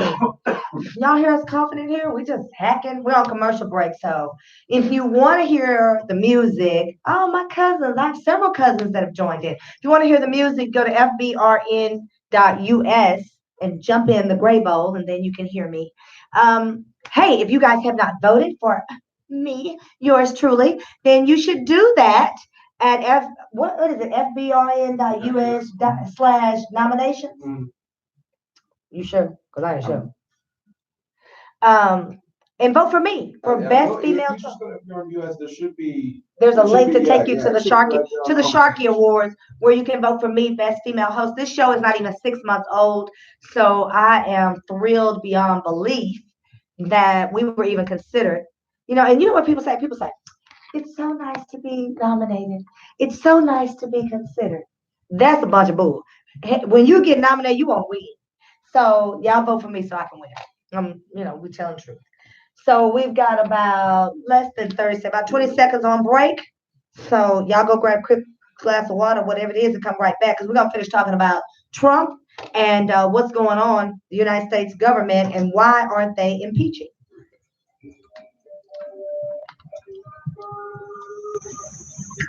All right, so when I left y'all, we were talking about Trump. And y'all so quiet today. I don't know why y'all not hitting me on Facebook and YouTube and telling me what you think, but y'all just came to hear me, so I want to hear it. Here we go. So Nancy Pelosi and them are not, they're not moving to impeach. And so they're on this fact-finding mission. So I want to be fair to the Democrats, because, I'm hypercritical of everybody, because I have high expectations.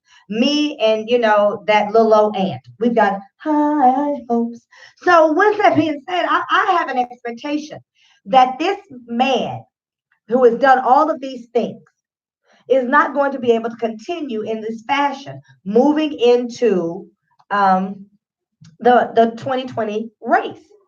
So I'm looking for the effectuation of an impeachment.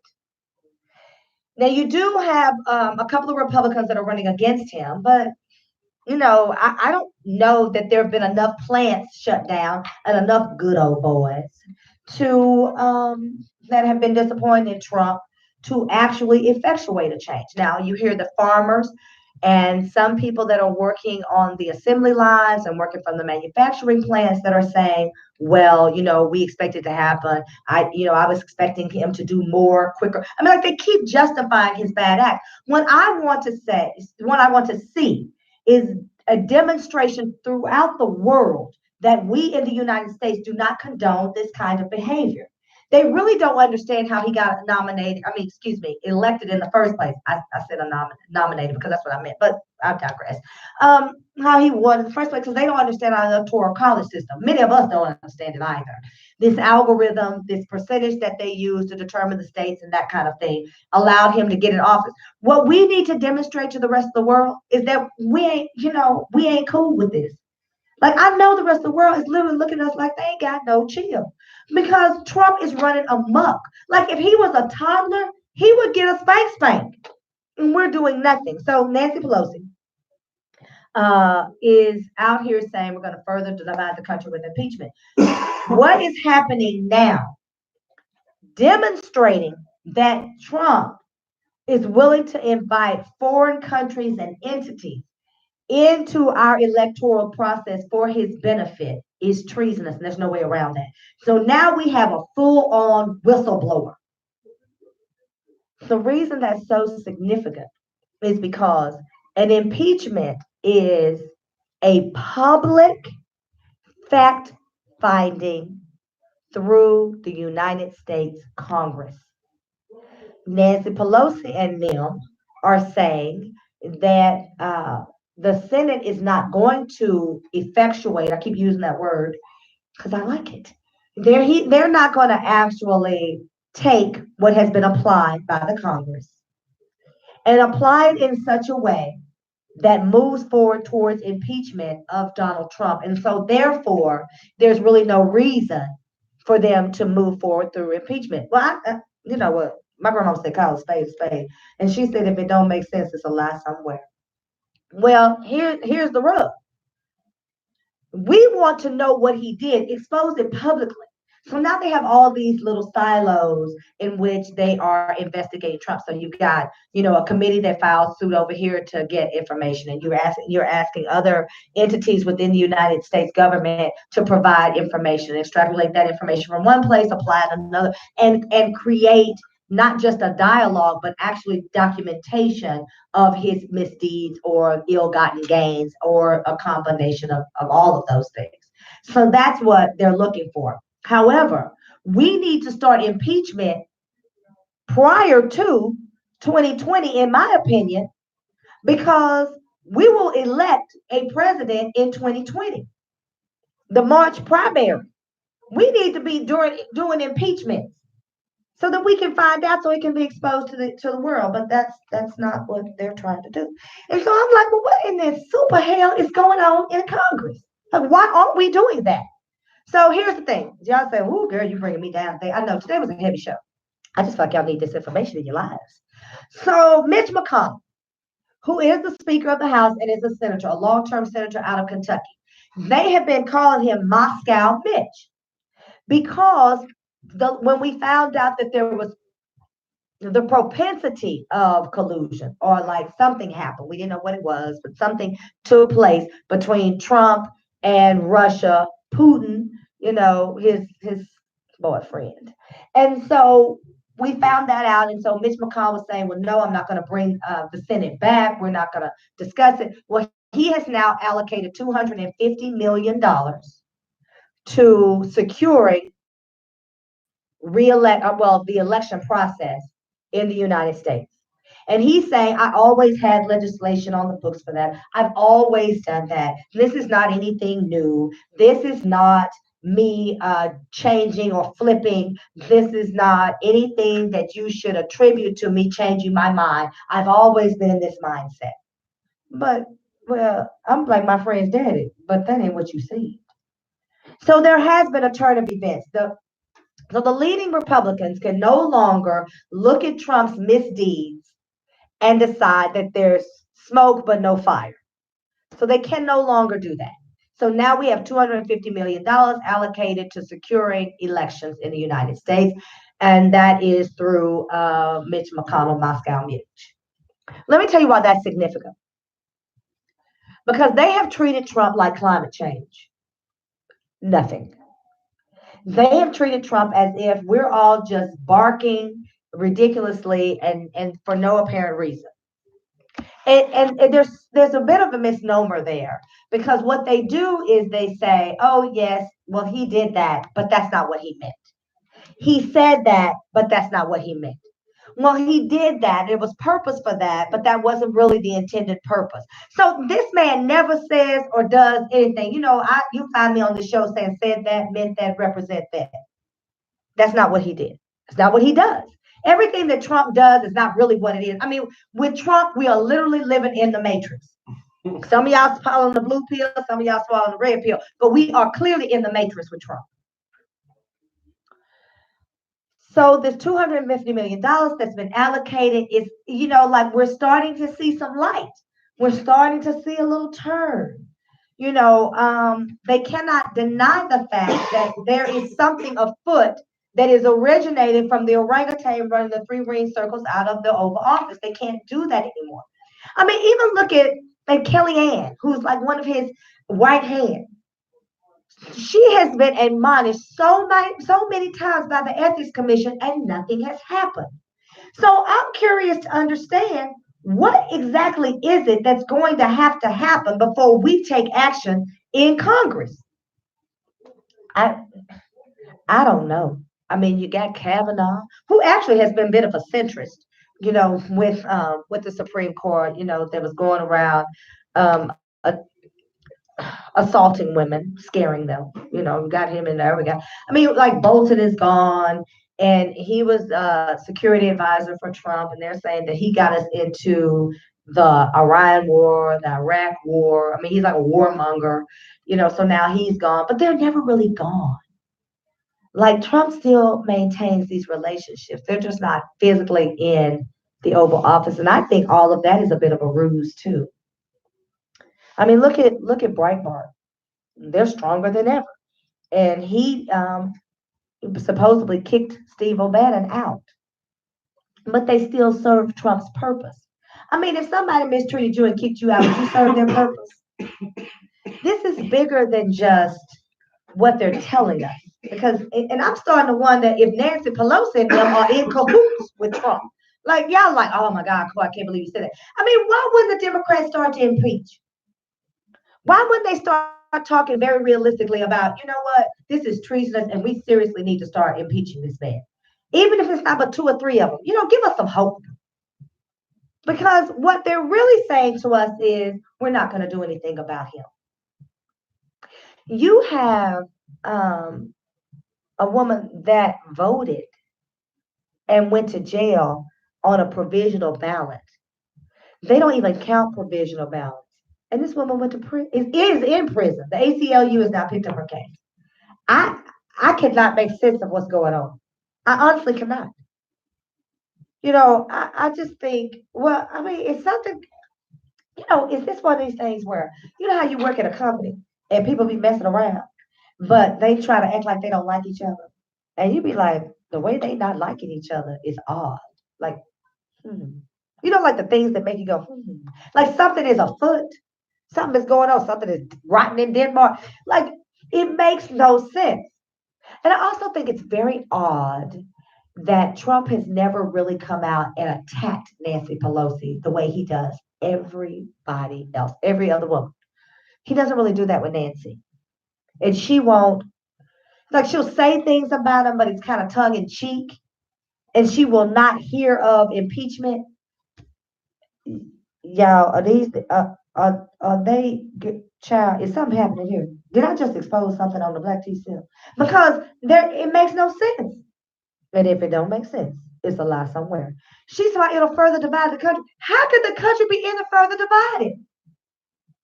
And it's only a faction of people who are going to really be upset about Trump's impeachment. And they all spelled out, but letters like KKK. Like what is that mess? The American the American rights movement or something, them crazy right-wing neo-Nazi people. I mean, so who gonna be upset? Like the alphabet soup of crazies? What are we talking about with the United States government? She will not hear of impeachment. I think I have exposed some child who knew. Child, this is how my mind works, child. I think that I have set us free on the Black Tea Seal. Nancy Pelosi and somebody, if it ain't Trump, it's one of his sons or something, maybe that dumb one. Something is going on because she won't hear of it. This man has committed treason. There is a whistleblower, and they cannot get the Department of Justice to move on it and send it to Congress. They have 14 days for the the Office of Inspector General to say, yes, something is going on here. This is a credible threat. No, listen to me. Not just a credible threat at the time. It's a credible threat now to our election status. The security of our elections is at stake. They know it. And Trump has got a stronghold of the Justice Department and will not let go. And we are sitting here talking about it's going to further divide the country. He has literally asked Ukraine to help him get reelected and said, find some dirt on my opponents. What more do you need, Democrats? I have often said, child, that the Democrats don't have a spine. They just jellyfish in nice suits. I don't understand it. Because I think people who don't consider themselves Democrats, who are independents, are looking for some strength. They're looking for some movement. They're looking for somebody to do something other than stand there and stammer like Nancy Pelosi does. I mean, they're looking for some talking and some walking, not just talking points. So if we are honest about what needs to happen, then we need to be contacting all of our Congress people saying we want him impeached. Okay, I'm wrapping up. Y'all know it's getting close to 1 o'clock. Let me say this. I started out by saying if we do not have a candidate that is on the agenda, that has the Black agenda on their agenda, we don't need to vote. I'm not telling you to stay at home. There are other issues that need to be done. There are other things that need to be done. And I'm telling you not to stay at home. I'm telling you, skip that race. Don't vote. Our power is there. I started out by Elizabeth Warren. I think I got distracted by all the things that go on in my head. And so a lot of stuff is clamming around up here today. And I'm frustrated. I'm irritated, as you can tell. But Elizabeth Warren, who everybody seems to be gravitating her and way to go, Joe, who locked us up. She was talking about all of the gains that have been made. She never mentioned the civil rights movement. See, people will tell you who they are. She didn't mention the civil rights movement because that's not on her agenda. They checking LGBTQ boxes. They're not checking AA boxes, African American. They're not checking that box. Stay at home. If you just can't bring yourself to not vote for the presidential election, then stay at home. I know people gonna get mad at me. I know y'all upset with me. We don't need to vote. We need to do the Democrats like we did with Hillary. They need to feel the burn. They need to understand. They need to respect us for our vote. They show up at our black churches. They eat some fried chicken. They go on a radio station and lie and say they got hot sauce in their bag, swag, Hillary. And our babies are down the street. Black Lives Matter. We don't have jobs. They're talking about unemployment is low. They said the same thing with Obama. Here's the truth about unemployment. If you don't get an unemployment check, you're not counted in the numbers. I have a very dear friend, and I know some people right now that are not employed. Educated people. One didn't go to college, but has been working, got all the way up to a director level, got a VP job, and then they let him go. They didn't want to pay him his bonuses because he did exactly what he said he was going to do. So they just kind of paid him to walk away. He is unemployed, trying to figure out what his next move is going to be. I have a couple of friends that are unemployed. They're not counted in those numbers. So unemployment is not low. It's not counted accurately. So we need jobs. We need our reparation check. We need a monetized apology the same way that the Native Americans have received one, the same the Japanese have received one. That's what we need. If that is not on the agenda and they are talking to us about hospitals and schools, we already know they're going to jack that up for us, then we don't need to show up and vote for the presidential election.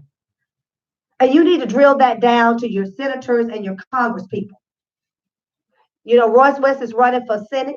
If Royce is not talking about a reparation check and what he's going to do to ensure that he gets one for us, then we don't need to be talking about Royce for senator in the state of Texas. All these black folks that showed up, all these women that showed up, all these minorities have showed up, and now they're running for senator and Congress, and they're looking for the black vote to tell us if we are not on the agenda, then they are not on ours. Because here's the real deal. I'm going to say this and I'm going to be done. How has Trump affected you? For real? Like how is your life enhanced or improved or just gone to crap under Trump? I'm waiting. I mean, ask yourself 3 times out loud. I hope it hasn't. If you're not military and your health benefits have been cut, because you have a legitimate argument, people in the military, because this man is a buffoon. Well, an orangutan. If you are not working in assembly lines, manufacturing, if you're not a black farmer, how has Trump affected you? He hasn't. I mean, truth be told, you are really no worse off than you were before he got in office. Trump doesn't have a stronghold on us. He is not our source.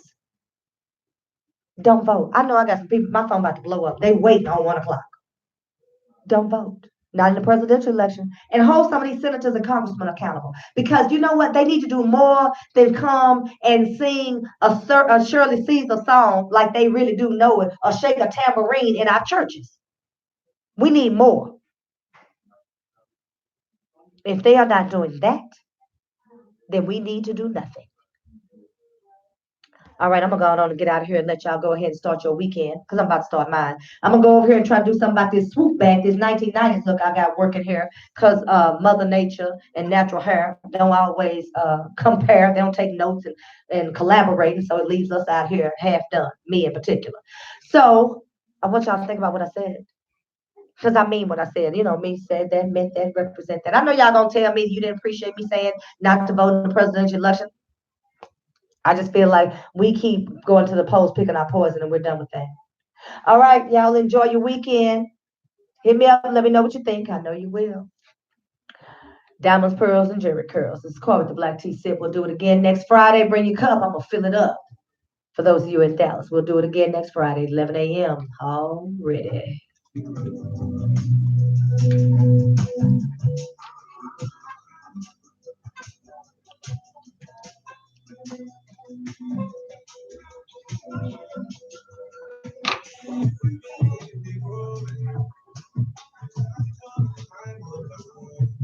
Michelle say now the vote is too much at risk. I don't know what's at risk.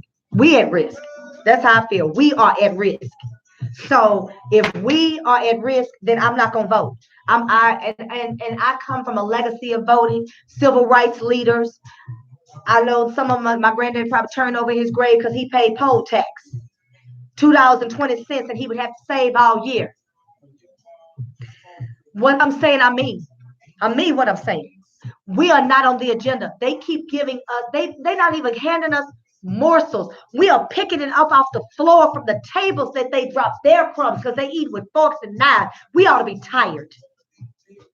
We ought to be tired. We keep saying if we're not at the table, then we're on the menu. We've been on the menu for a long time. We are being devoured. They don't respect us for our vote. We showed them what we could do with Hillary. Do it one more time and get their respect.